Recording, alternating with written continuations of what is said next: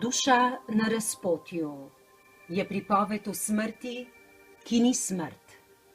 Je potovanje, ki nas pelje tja onkraj, v druge in posebne dimenzije, večini živečih skrivnostne, nepozabne in magične. Potovanje onkraj, ki poteka običajno samo v eno smer, brez povratne karte, saj se večina potnikov iz njega ne vrne več na ta svet isti telesni podobi, saj umre. In za vrnitev potrebuje novo inkarnacijo, novo telo, novo rojstvo.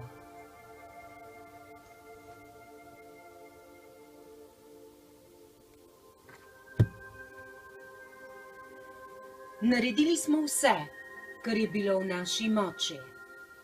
Gospa je imela srečo, da so bili na terenu najboljši med najboljšimi, da so vsi prišli pravočasno in da je vsak opravil svoje delo brezhibno.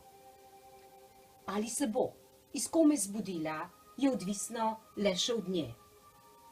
Opozoriti vas moram, da tudi ne vemo, kakšne bodo posledice, če in ko se zbudi.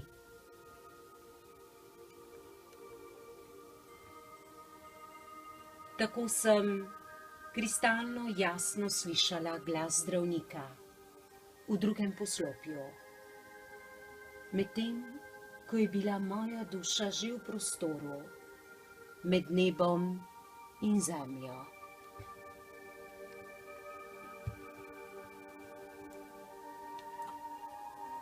Zame se je pričelo astralno potovanje, ki je bilo nakazano že v mojem horoskopu.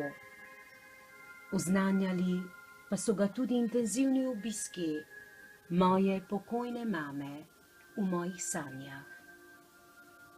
Posrkalo me je v svet, kjer bolečina izgubi svojo moč, kjer se vse duše zlijejo v eno in naselijo v brezčasni prostor, v katerem prebiva izključno ljubezen.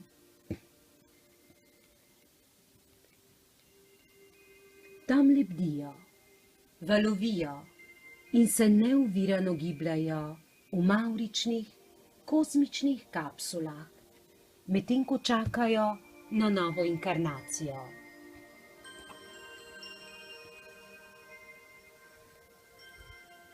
Ani je vesolje, univerzum, Bog, ljubezen, vse prisotnost. Kakorkoli že hočemo poimenovati ta vesoljni v katerem smo vsi eno. To povratno smer izjemoma dopustilo. S poti onkraj se je bilo dovoljeno vrniti v življenje, ki ga je že skoraj izpustila iz rok in se iz razpotja vrnila v svoje telo. Zakaj?